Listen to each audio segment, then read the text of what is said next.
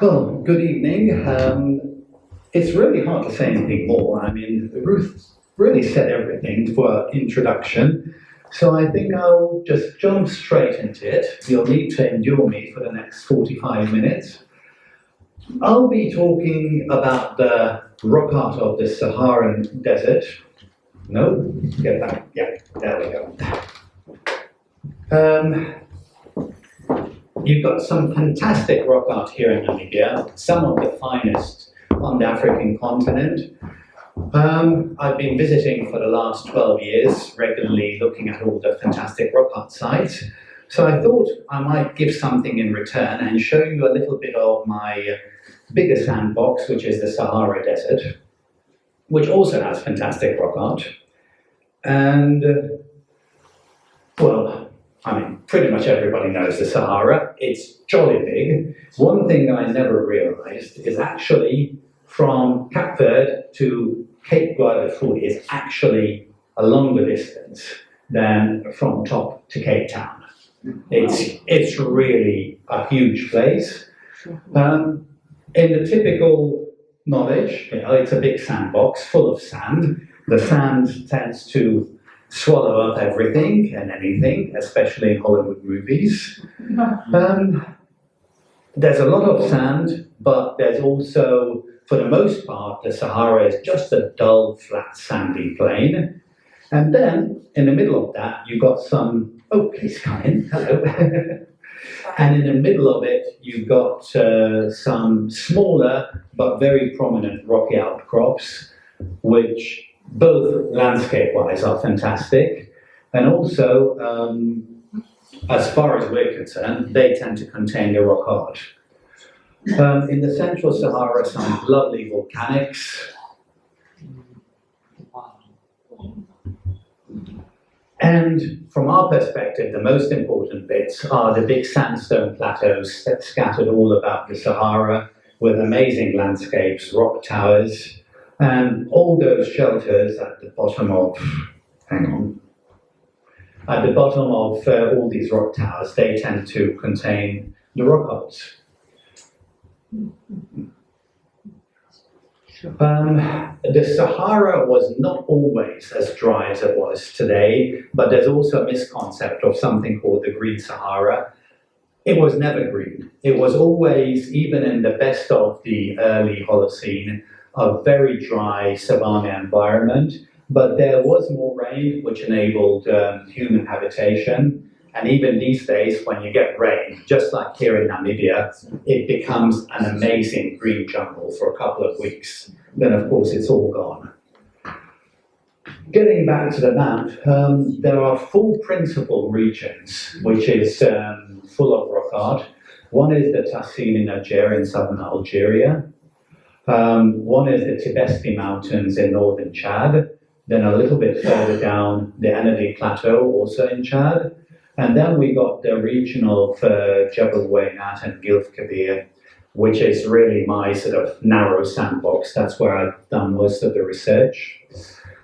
So we're going to have a look at these in reverse order. We'll start with Jebel Weynat, smack on the border of Libya, Egypt, and Sudan. It's very remote. It takes about 700 kilometers to get here from all sides. It's actually a very interesting match for the Brandberg here in Namibia. They are both on the 22nd latitude, north and south, and they're both granite ring complexes, although Weynat is a little bit more eroded than the Brandberg. And then on the eastern side, we've got a bunch of sandstone plateaus, which contains the bulk of the rock art. Getting there is not easy, as I said. 700 kilometers through absolutely nothing. A lot of pushing and shoving, and of course you need to take all your fuel and water, because there's none of it there. This is the eastern sandstone part of Jebel Weynat, a big plateau, quite high, and the west is granite, just like Brandberg or the Orongo. But the fundamental difference is that there's practically no vegetation. So, of course, it makes life easier because you don't have a thorn bush in every nice passage where you could go. A little bit on the history of Waynat. It was the Egyptian explorer Ahmed Hassanian who actually put it on the map exactly 100 years ago. It was in May 1923 when he found it and published it in 24, and he already found some rock art engravings in the valley.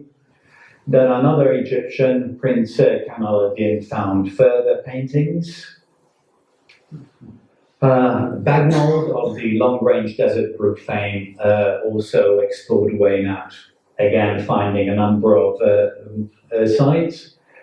Then came Frobenius, who also did a lot of exploration here in Namibia. Parts of the Namibian rock art sites were first published by the Frobenius Institute. His assistant was Hans Rortet, and it was the Hungarian László Almási who guided them. Again, loads of new rock art sites in 33. Hans Winkler in 38. Then there was a big gap after the war. It was a bunch of Italians and Belgian expeditions who found some further sites.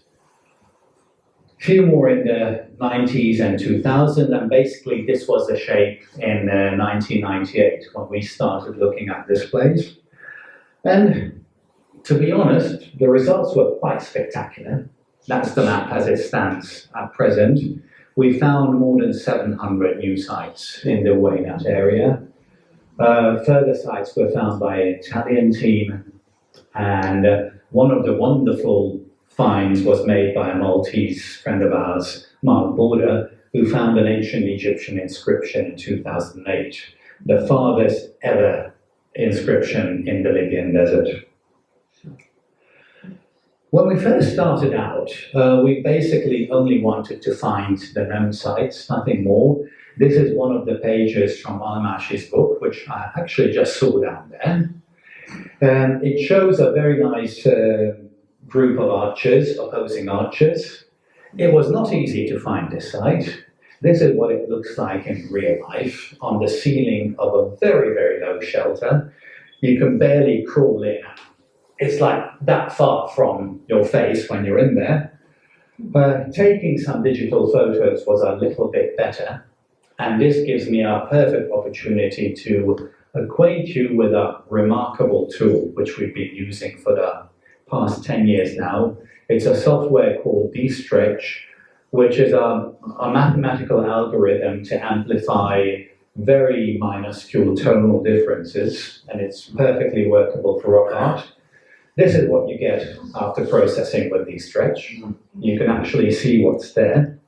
And it's very interesting to compare with the original hand tracings, which were not very accurate, to put it mildly.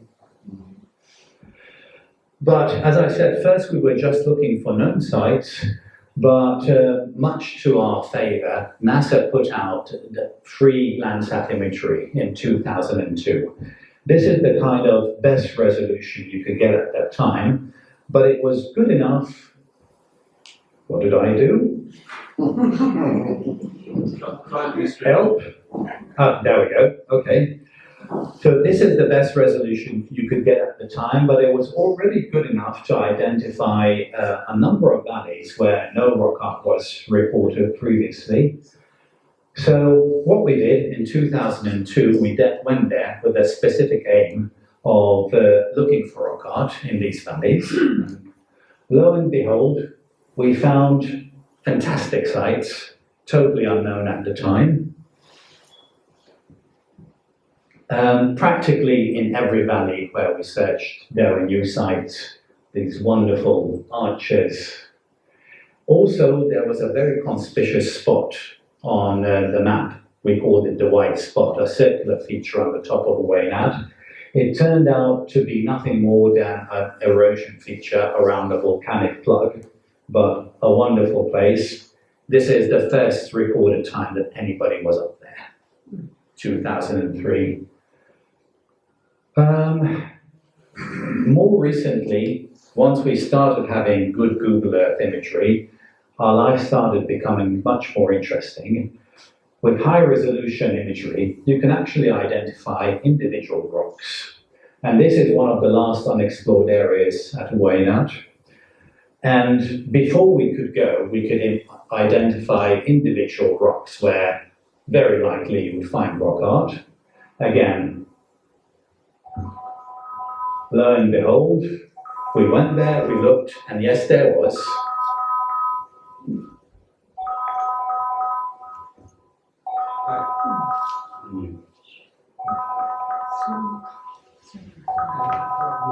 Hello? There we go. So pretty much everywhere where you look, you just find rock art.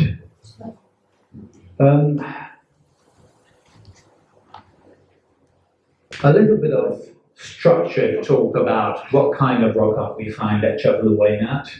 At the end of 2009, which is the last published count, we had more than 850 sites recorded. They're roughly equally spread between paintings and engravings. Tonight I'll be talking mostly about paintings, simply because I like them all, they're much nicer. The most common that you find are the Wainat cattle pastoralists, which is just that. Hundreds of sites with paintings of cattle everywhere. There are a few more sites in the plateau to the north of Jebel Wainat, Gilf Kabir, and I'll come back to this later because this has some special importance. There are several closely related styles, but very clearly these were the same people. Also, ghosts depicted aside cattle, very few wild animals. And the humans are done in a very elaborate, artistic way. This is one of my favorite scenes from very high up on the mountain. It takes about a day and a half to climb up here. It's actually two women. You can even see a very light skirt on both of them, and the little dots that indicate that they're wearing a translucent, very light fabric. Another style, which some of you may be familiar with from the famous Cave of Swimmers, is only found to the north in the Gilf Kabir. This is the Cave of Swimmers discovered by Al-Mashi and featuring in the English Patient movie. This is the real one. The most defining feature is this unique headless beast, which seems to be a combination of some kind of feline and animal or something. We don't really know what it is. We only see wild fauna. There are no signs of any domesticates, so it's pre-pastoral. It's a very high degree of symbolism. We don't really know what these paintings mean, what they were made for, but certainly they're very abstract. And you can see the little swimming figures over here, after which the Cave of Swimmers were named. Then we got another pre-pastoral style called the miniature style. It's literally what it is. The figures are sort of that big, sort of 8-9 centimeters, and the little baby in front of the mother is no more than 2 centimeters. Tiny little figures, very few of them, not really many. They're very realistic. Family scenes all around. I mean, you can see all the little children all around. Here one with a mother. There are a couple of giraffe hunting scenes, and again some other wild fauna, but no domesticates, except we have dogs somewhere. We have one unique scene, which is this, well, blob. But if you look at it with these stretch, you can see that we have here a big figure surrounded by a group of archers. What makes this very special is that not very far away, about 2 kilometers away, we have a very similar scene with almost the same kind of depiction, but not the same. If you make a comparison, clearly they're trying to show the same. This could be one of the very first depiction of a myth, a story, whatever. We don't know what's behind it, but certainly the same thing. Then we got these Wadi Wahesh style little figures. little bit different from all the rest. Also, no domesticates shown except dogs, of which there are quite a few around. We got this lovely scene of a giraffe on a tether. I don't really know what they managed to do here. I wouldn't be standing so close to a giraffe, especially not on a tether. Some people suggest that this could be a sign of giraffe domestication, but I don't really buy that. We got ostriches as well. And then we start getting to the older ones. These are the so-called Uweinat roundheads, which are exactly that, round featureless heads, only human figures shown, sometimes with body decoration, sometimes with some clothing. There is occasionally bow, arrows. Sorry? Yes? You said older. Yeah, I'll get back to that, yeah. And the dogs. Yeah. We're sort of digging down in time now. Where are we now? It's coming in the next slides. There's one of these sites which we have discovered relatively recently in 2017, which is probably the finest example of these figures. There's clearly body decoration, there are armbands, leg bands. Not really clear if there is actually some clothing you can make. You can see that they have loincloths, bow here, arrows held in the hand. Another one of the old ones is the elongated roundheads, which are, again, just that. They're long, elongated figures with unnatural body proportions. Only human figures with bows.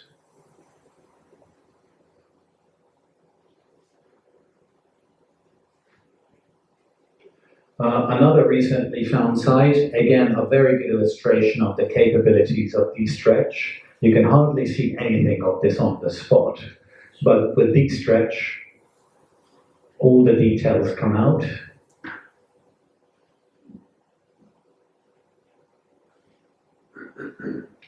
Another one of the same lot. If anybody has any suggestions on what is going on here, I'm ready to listen. Sorry, I think maybe this is, I'm trying to figure out when do you think these were made? I'm coming, it's coming on the next slide, so we're progressing there. Patience, please. Then we have another site here, which is based on superpositions, probably some of the oldest paintings at Windhoek. Bunch of human figures, animals. Again, we see body decoration. You have this chevron type decoration on the bodies, which is a very typical feature. Rather stylized animals. And almost completely faded. You can really only see this with these stretch, nothing else.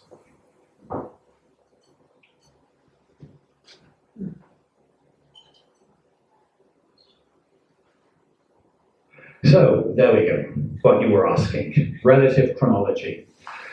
There are a number of superpositions which will give you an indication of which is the younger one and which is the older one. Cattle pastoralist paintings are always on the top, and all the others I've been talking about, they're below the cattle. Very clearly you see the miniature style little figures below. This is a unique series of superpositions. We actually have some very faint roundhead figures underneath. You can just barely make them out. Then we have the miniature style, and you've got these red figures, which are cattle pastoralist. So this indicates first the younger style, the pastoralist, then the miniature style, and then below you got the roundheads.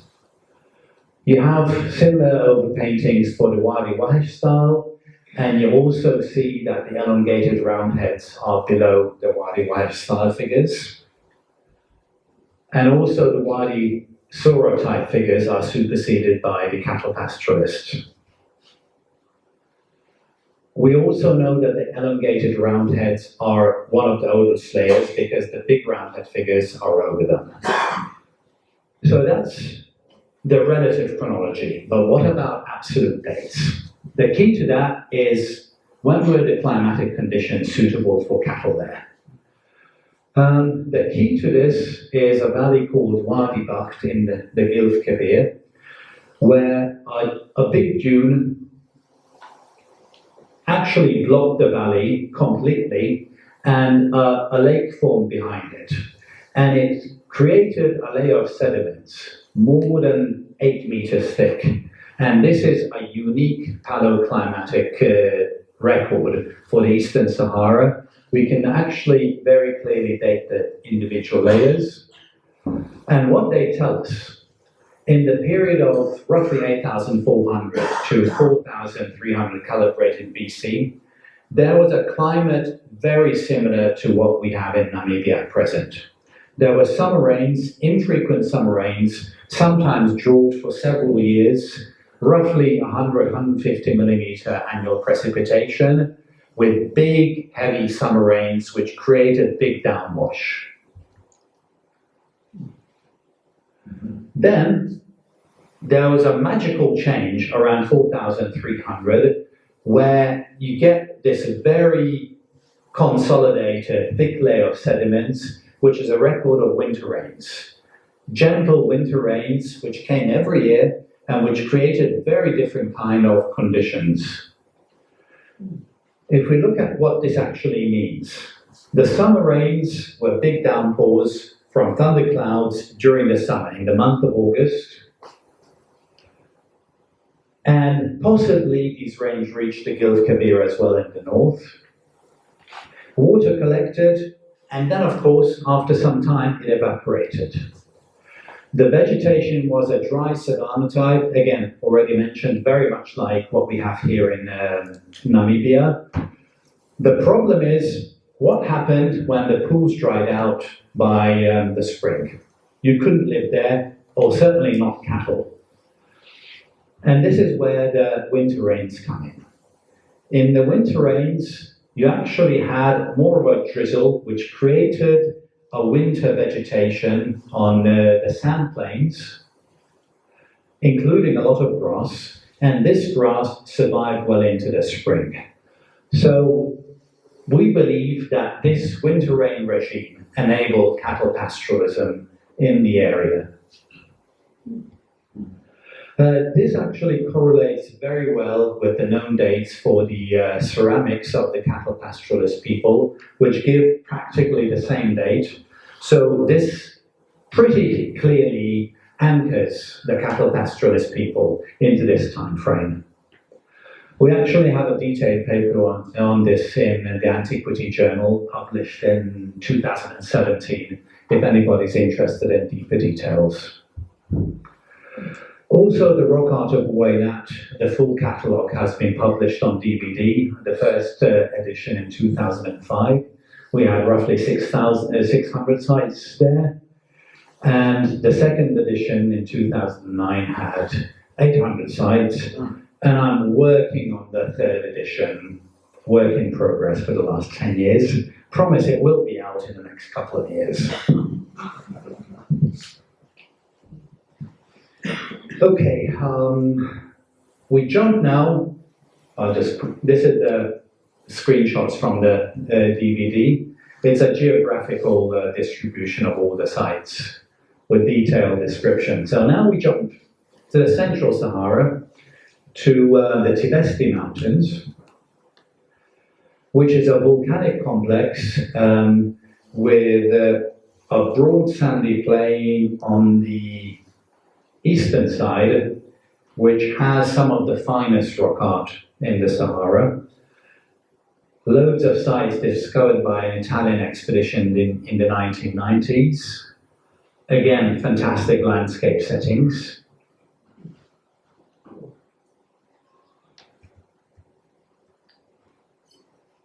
And we have two principal styles of rock art here. First sites were discovered by a Frenchman, François d'Albany, in the 1930s, and then Italian expedition, and we actually have a book published, written by Roberta Simonis with some of our photographs in there, which is a full publication of the known sites up till a couple of years ago. One of the most intriguing is what's called Corossum Fantastic, which is, again, a very, very abstract, strange kind of depiction of people. There is no domesticated fauna, but we have this imaginary beast because it doesn't resemble anything. Tail of a bird, head of a who knows what. They're very faint, they appear to be very old, and they're very clearly superimposed by cattle pastoralist paintings. A very quick overview of just some of the highlights, some of the fantastic beasts and the way that it's depicted. One of the finest examples.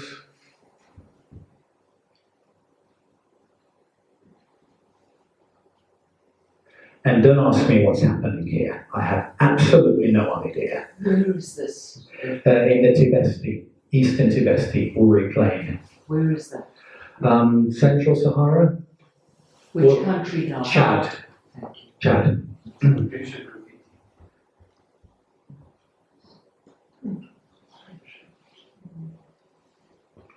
And some of the figures on occasion show the pair of eyes. Sometimes it's just a blob at the head. Sometimes these figures are associated with a wallpaper of negative hands, just like the Wadi Sura style figures at the Gilf Kabir. They tend to be on rock walls rather than shelters. Sometimes very large scale. You have panels 3-4 meters in length.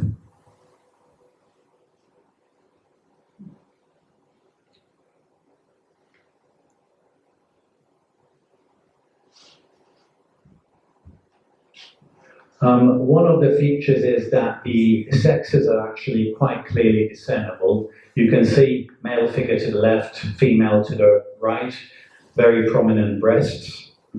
And strangely, also the body posture is always different between men and women. Then in the same area, we have the absolutely wonderful Karnashahi pastoralists. They are some of the most refined rock art anywhere in the Sahara.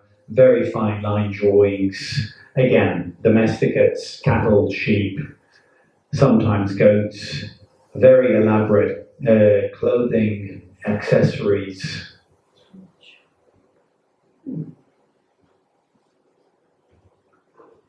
Again, a couple of highlights.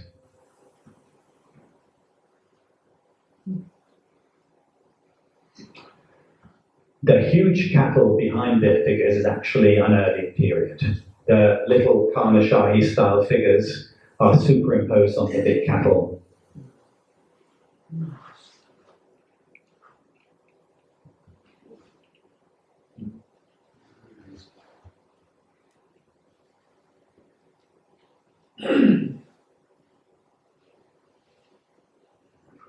This is one of the largest sites. It's actually a frieze lasting about 25 meters, almost completely covered by little figures everywhere. It's astonishing when you're standing there and it's like, it goes on forever. Again, very, very elegant figures. You can see that they're wearing some kind of very elaborate clothing. It's not clear if these are animal skins. Probably they are. They seem to have legs and head there.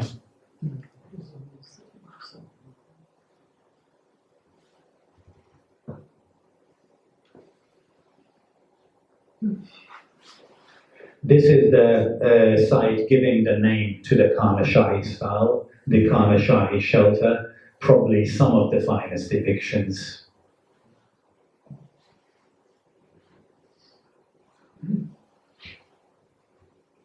And it's hard to tell whether these are simply unfinished or they were intended to be just line drawings, nothing else. an amazing flock of sheep here with some cattle.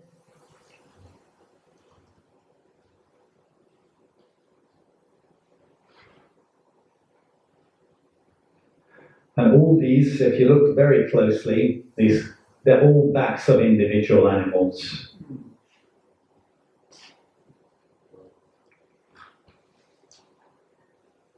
We also have some scenes of huts where you can see very clearly utensils, dishes, things hanging from the ceiling. Very typical. You actually see modern day nomads have exactly the same kind of huts and structures.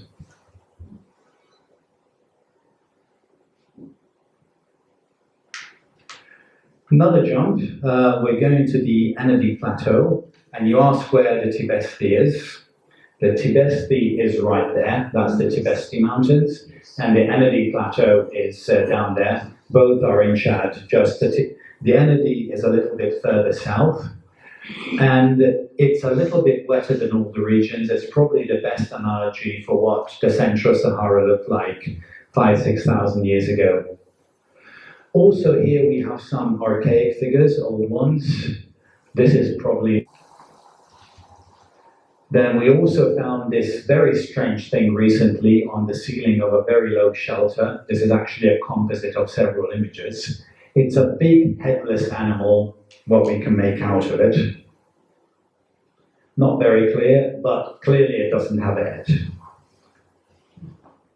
And then it's associated with very faint human figures. Then we have, here too, we have pastoralists. But intriguingly, in Anadi, the rock art actually lasts much further than elsewhere in the Sahara. So you actually have camel depictions as well, other side the standard cattle depictions. Also horse depictions, so it really extends all the way into historic periods, unlike the other areas which we have discussed. The first publication was made by a Frenchman called Gerard Bayou. He published a number of tracings of the rock art, and more recently, again, another publication by Roberto Simonis with many pictures publishing practically all the rock art that we know. One particularly exciting rock art site in the Anadi is Niolodoa, with these unique, huge, big engravings of human figures. They occur both on vertical rock faces and also on horizontal slabs. But uniquely, they actually appear on paintings as well. This was confirmed recently. Very clearly, they are pastoralist paintings. They were thought to be older, but no, they're clearly associated with cattle.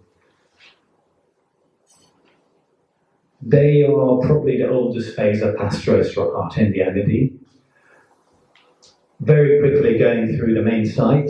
The first panel, you have these big figures, and then a little bit closer, you can actually see you have the big fat figures. They were thought to be fat women, but if you look clearly, you can see that actually this is a woman in a skirt to the left. And this is one of the very rare cases where there's actually ethnographic analogy for strange rock art in the Sahara. There's a tribe in Ethiopia where they have an annual fattening contest, and the fattest man wins. So quite possibly, what we're seeing here is the record of some of these contents done in prehistory. This is a very attractive hypothesis. Of course, there's no way of proving it. Press the wrong button again. How tall are these figures? They're about 1.5 meters, life size. They're big. And you got this tiny little drummer just behind one of the big figures. So very clearly it's some kind of ceremony, dance, festival, whatever. This is another panel showing the same kind of figures. We got a third one nearby, and these are all concentrated in a very small area, like couple of kilometers from each other, and they don't exist anywhere else. They also occur on horizontal slabs. Again, here you can see a woman on the right, a man to the left. And this is a panel that was only discovered with all the traffic, all the people visiting. It was just found 3 years ago, about 2 kilometers from all the other ones. A very quick overview of some other sites in the Enedi. This is one of the archaic sites, big shelter with some very old-looking paintings, mostly human figures, with our little red rhinoceros superimposed. It appears to be a little younger than all the others. Again, if you look closely, there's actually a little row of human figures somewhere there in the background. I have no idea what's going on here, except that the animals are tethered to some kind of trees. What the animals are, what's happening, absolutely no idea. This seems to be a feline hunting scene, whether lion, leopard, anything else, anybody's wild guess. Another shelter nearby, which has some very, very fine cattle pastoralist figures, both from the old period and the new ones. The big cattle are the same cattle that are associated with these big Neo-Lador type engravings.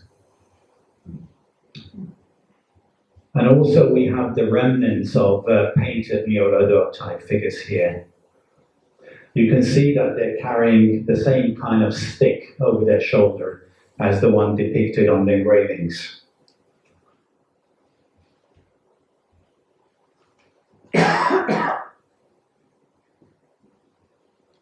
And here too, we have the Neo-Lador type figure superimposed by much fresher cattle. Another site, which is in a fantastic landscape and took forever to find, we were searching for this for like a day and a half, is actually the cover of Bayou's book, but nobody knew where it was. Intriguingly, there are the remnants of old smelting furnaces in the area,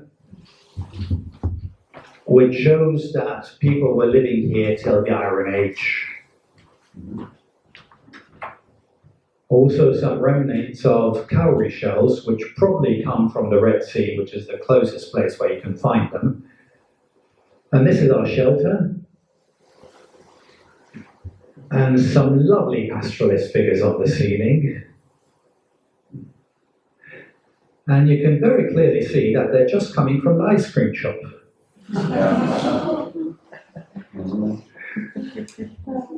I've absolutely no idea what they're holding, but it certainly looks like ice cream.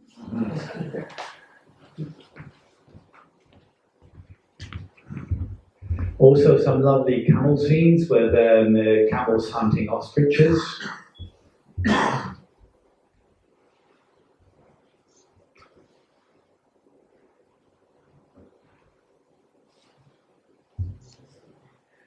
The last site I'll show from the Enedi is also a site of Bayeux, which we took a long time to find.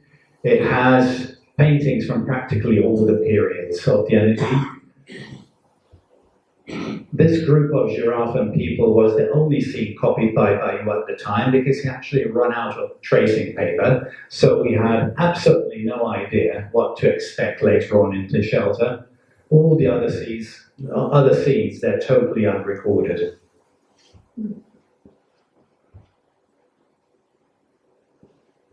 And again, clearly you can see that the camels are superimposed on the earlier cattle pastoralist paintings.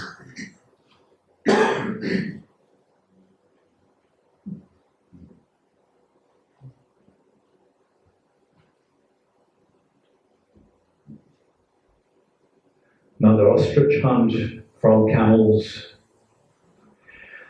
The last area which I'll run through very, very briefly. It would be the topic of a total other evening to go through the paintings of the Tassili, which is one of the most wonderful areas of rock art in the Sahara in southern Algeria.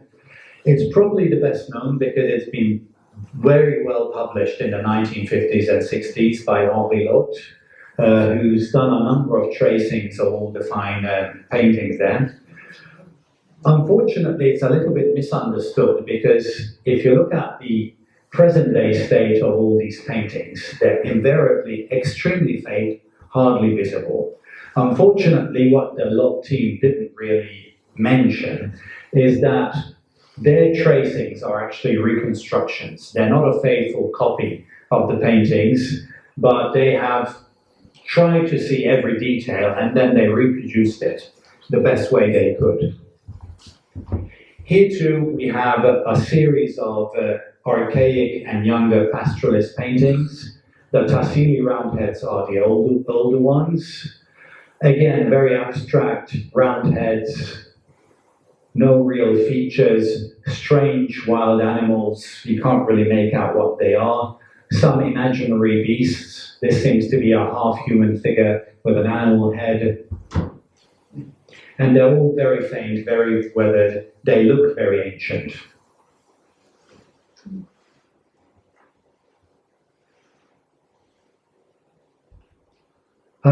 They're considered to be very old, but there's no real dating present here. However, we have a little bit of a problem that there are actually roundhead depictions which seem to show domesticated cattle, but the jury's out on these ones. So there's still quite a bit of discussion here. The Tassili pastoralists are a whole, I could spend about 3 evenings talking of them. So just a very quick series of snapshots. There are different schools and styles, closely related, but the human depictions are quite different. This is the Igorant style, another very, very refined style of the Sahara. They have been elaborately published by Alfred Mussolini in a big, thick book. This is still the book on Saharan rock art for the time being. Again, domesticated cattle, sheep, goats. You actually have this lovely scene of a woman riding a bull, I believe. You have domestic scenes, everyday life, some very, very elaborate figures.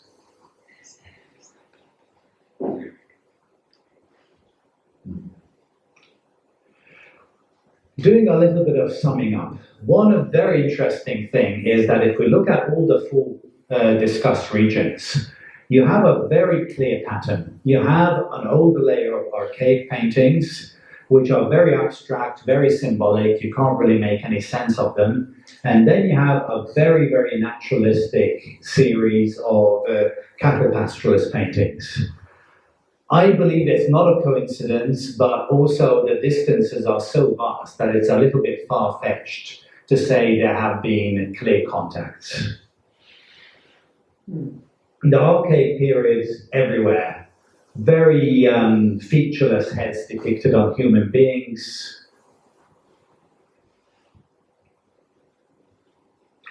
You have imaginary beings in practically all the areas.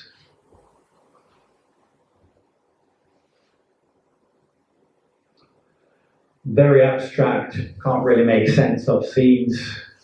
These ones are really bizarre. This is in the Eastern Tibesti. And there's some evidence for a common material culture. This is the wavy line ceramics, which you can find throughout the Sahara, both at Jabal Waynat, at the Tibesti, and also to some extent in the Tassili as well. And then we have the pastoralists, very realistic.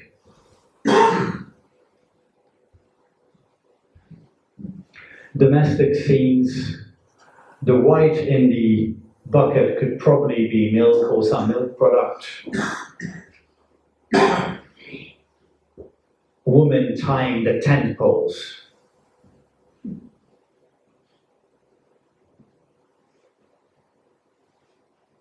And there's absolutely no sign of any social stratification. All the humans are depicted same way, no clear leader. However, and this is the however, we have a series of these so-called keyhole monuments in the Sahara, which are of a varying size, and our good friend Yves Gauthier, they have very conclusively identified them with the Ihrid style paintings, exactly the same geographical distribution. In this particular case, there's this huge monument, it's quite unique, 150 meters long, 88 meters wide. From satellite imagery, we could actually take a measurement of over 800 monuments, and you can see that the vast majority are down here in the 40 to 60, 70 meter range, and then there's a few, only 5, whose dimensions are larger than 100 meters. You can see Magdi for a scale. Obviously, this monument, there have been some excavations and they're clearly tombs. This was made for some important person.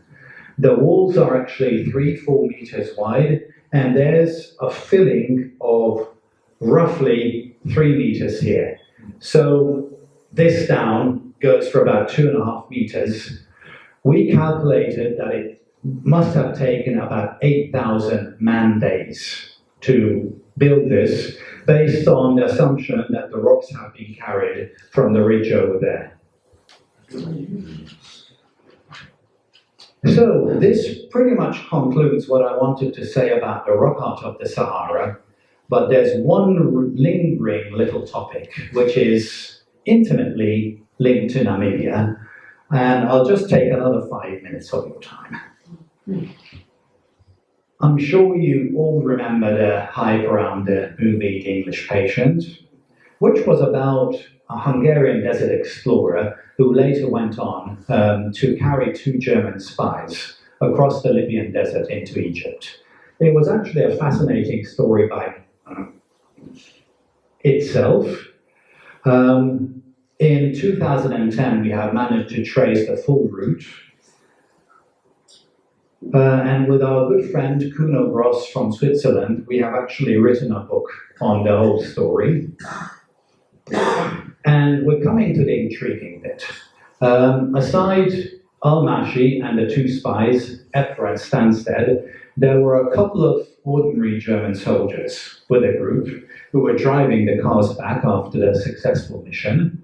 And one of them, by the name of Ensmunds, according to the interrogation report of 2 captured other members of the group, he was born in Southwest Africa.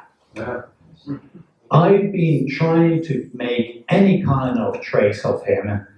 The only thing we know is his name, nothing else. No other record remains. So if there's anybody in the audience to whom the name may ring a bell or who knows where to start looking, we believe he survived the war, and we believe he came back to Namibia after the war. That's all we know. Any information you could provide would be very, very greatly appreciated. It's a fascinating little episode in the history of the desert. And with that, I'll stop talking. Thank you very, very much for your attention. And if there are any questions, I'll try to answer. And if I can't, I'll just say something anyway.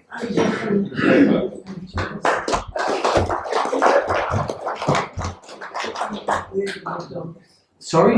You missed the dog. I missed the dog. Oh, you missed the dogs. Okay. Really relaxed. I need to get back on the laptop, yes.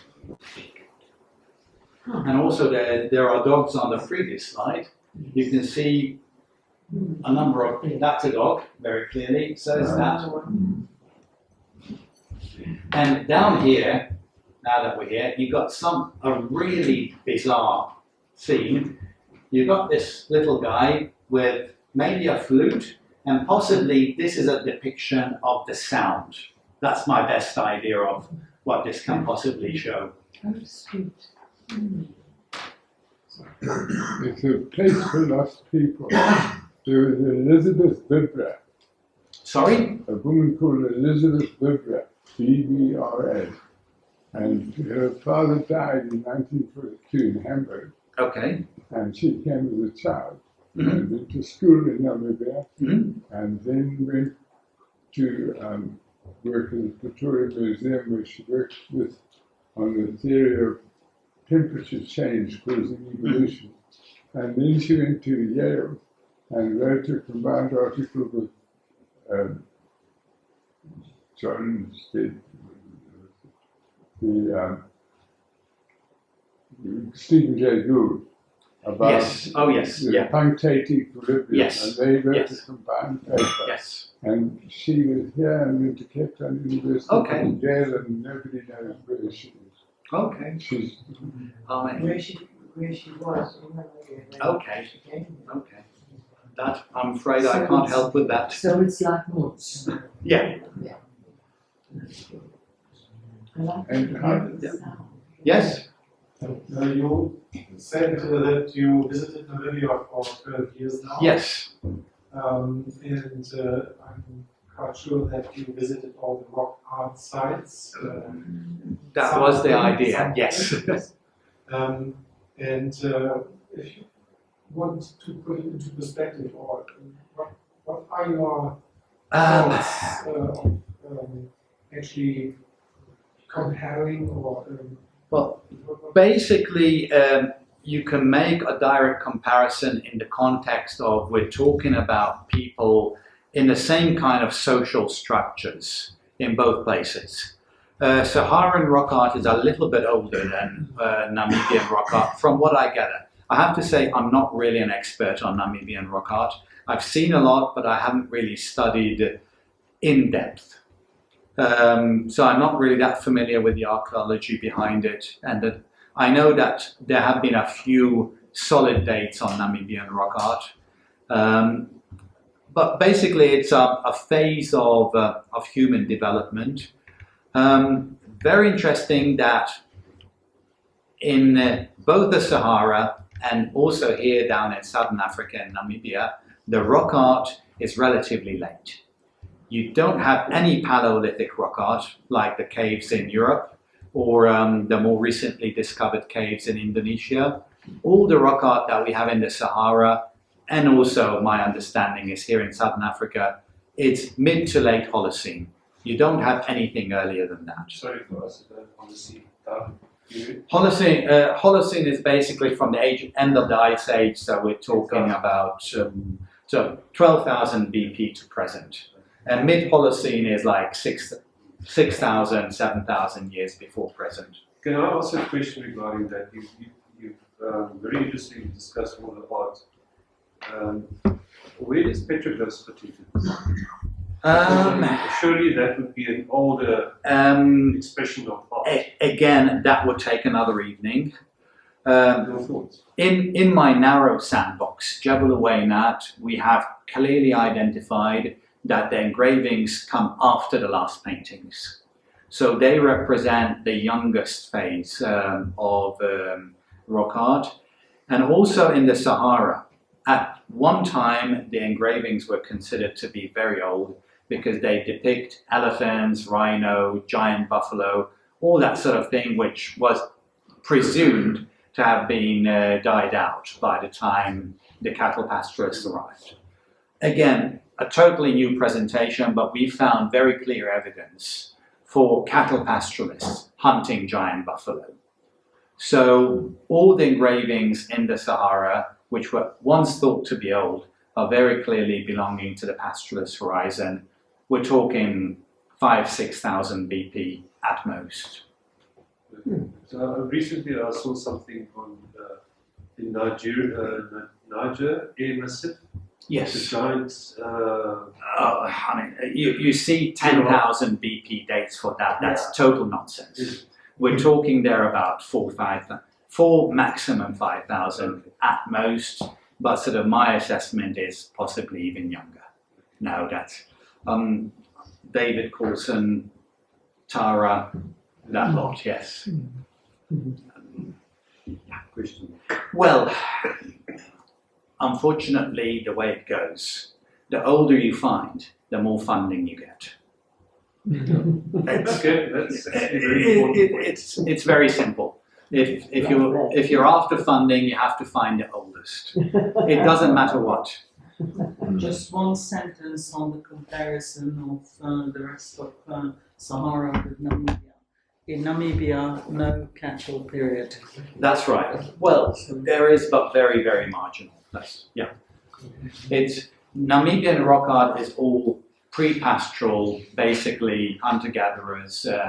Well, we don't really like to use the word Neolithic in the Saharan context, but in the broad pre-Neolithic periods, which of course is totally different in various parts of the world. I mean, you're talking Neolithic in northern Syria, you're talking 9,000 BC. When you're talking Neolithic in Namibia, you're talking 200 AD.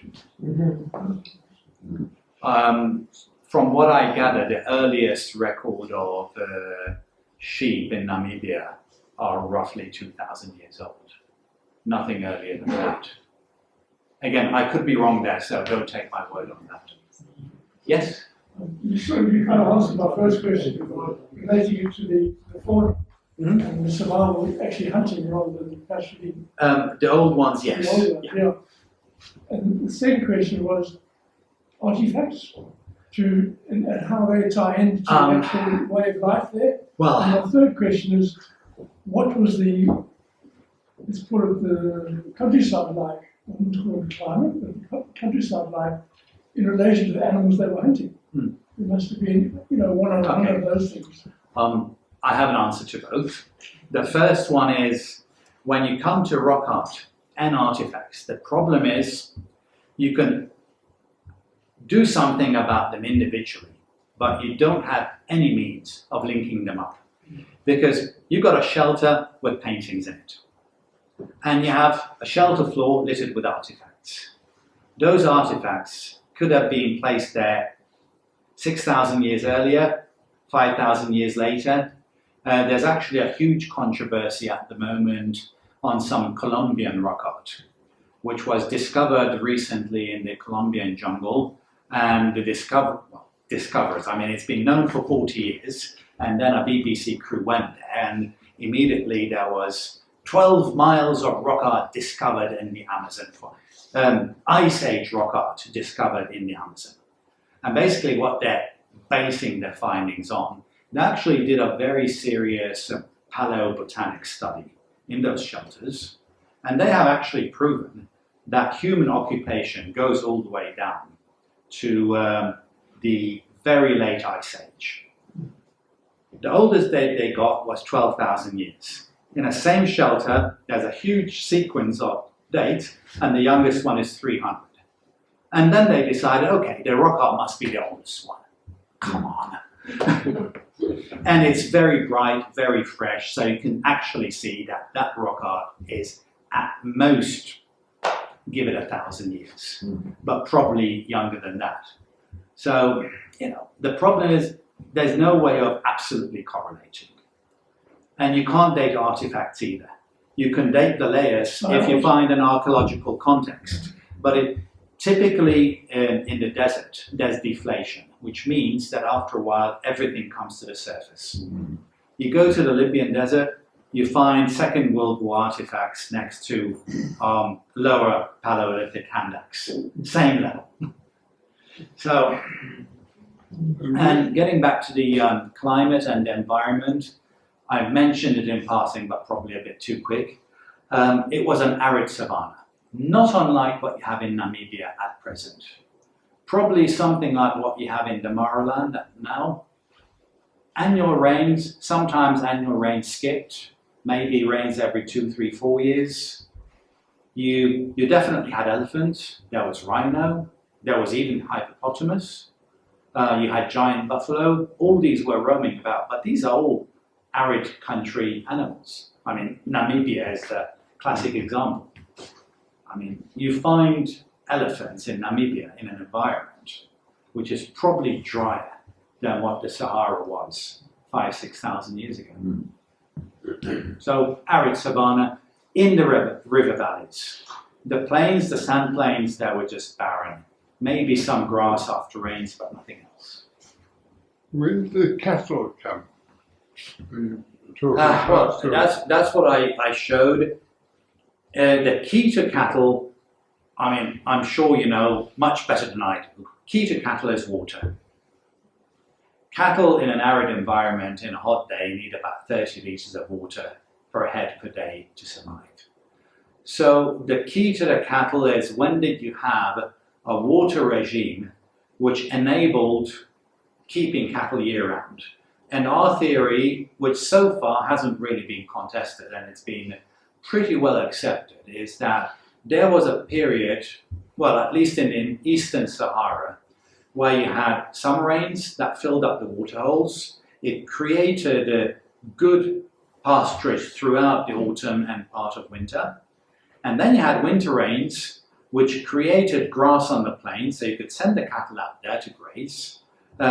This vegetation from the winter rains lasted till late spring, and you only had 1 or 2 months to survive somehow, probably on wells, some remote waterholes, until the next summer rains came. That's the theory. They talk of 8,000 years ago, 9,000 years 4 or 5. Domesticated in Anatolia. And That's right, but the earliest cattle in the Sahara were only about 5,000–6,000 years ago, not earlier. The oldest dated cattle bone, which is still debated because of course you had wild cattle as well. Yeah. And it's extremely difficult even for much better trained zoologists than I am to tell the difference between an aurochs and domesticated cattle. The size ranges completely overlap. So you find a bone, you know, a small female aurochs and a large domesticated cattle have exactly the same dimensions of bones. You just can't tell them apart. Yes? Yeah, I'm just trying to understand this method of rock printing. Mm-hmm. So because it seems like it's across, that's how they've been doing. Now, what do we generate, what do we understand by that method of communication? Because it seems like it's across, that's how they do. What can you say about that? If I were talking to a more general audience, I would make up very, very nice stories about this. I'll give you the honest answer. We haven't the faintest idea.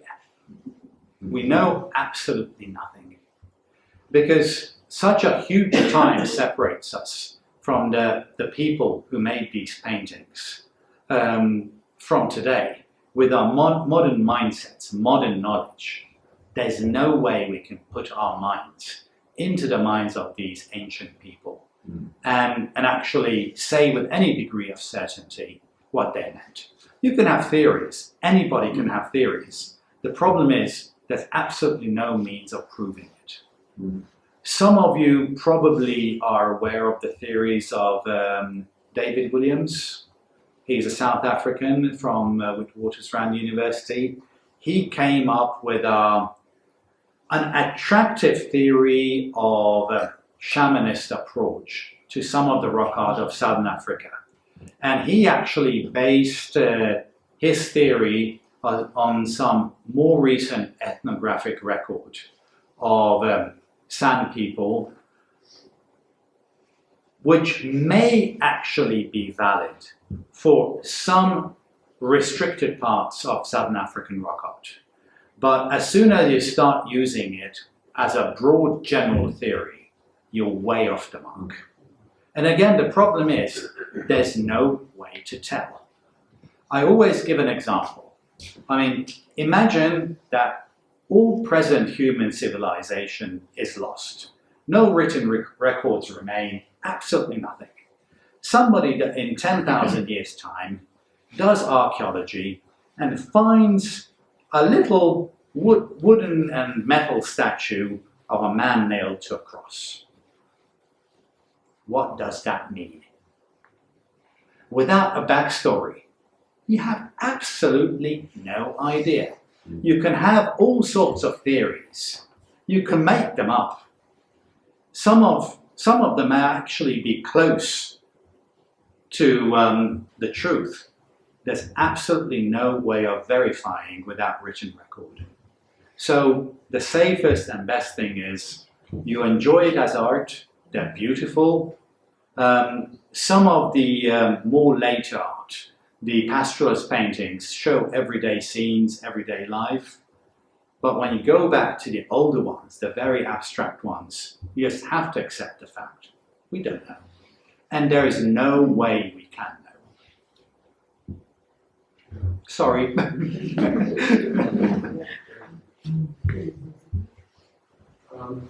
you ever seen rock art that depicts something like that?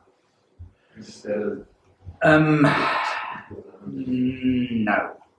I have seen many people who think they have seen rock art that presents a map, but it's all in the mind. This is really the problem, that when you're looking at a number of zigzagging lines, it's in your mind, okay, we see a star chart. I mean, if you present a group of 18 dots in any random pattern, I'm sure that within 5 minutes, there'll be an astronomer who will come up and say, it represents that particular constellation.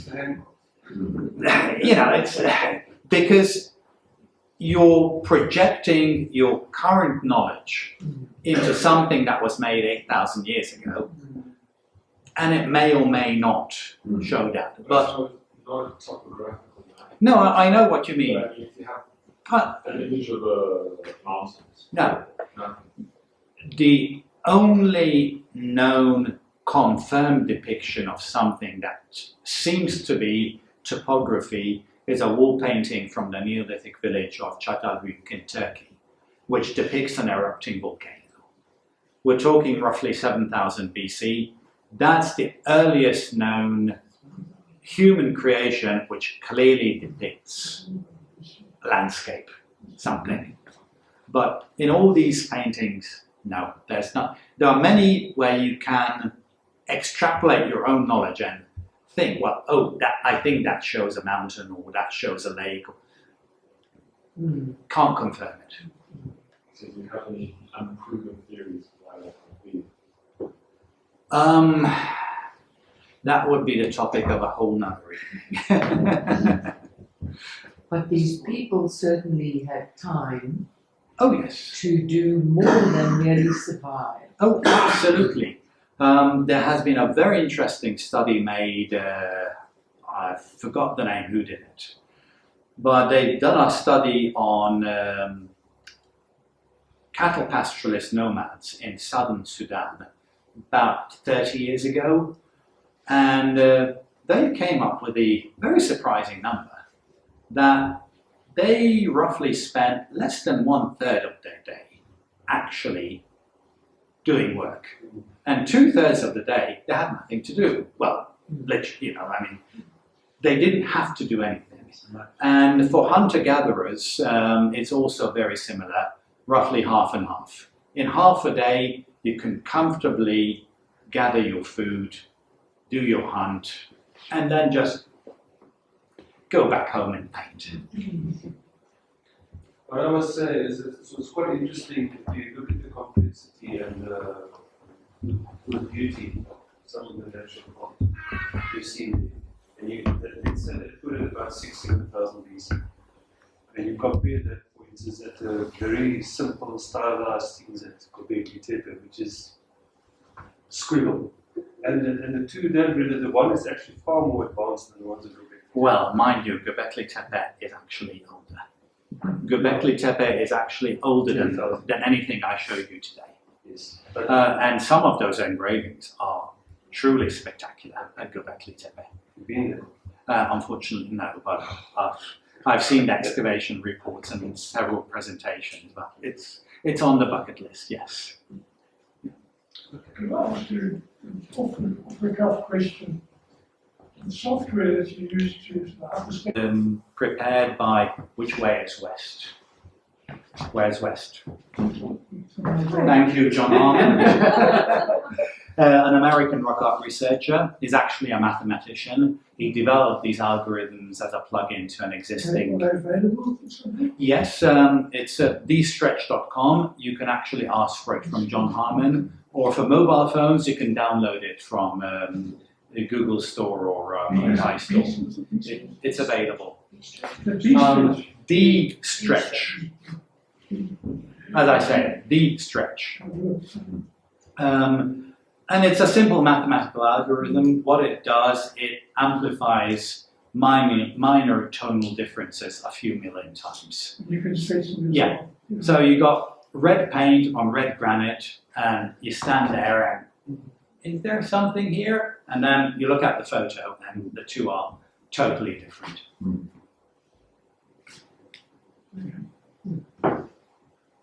Thank you very much.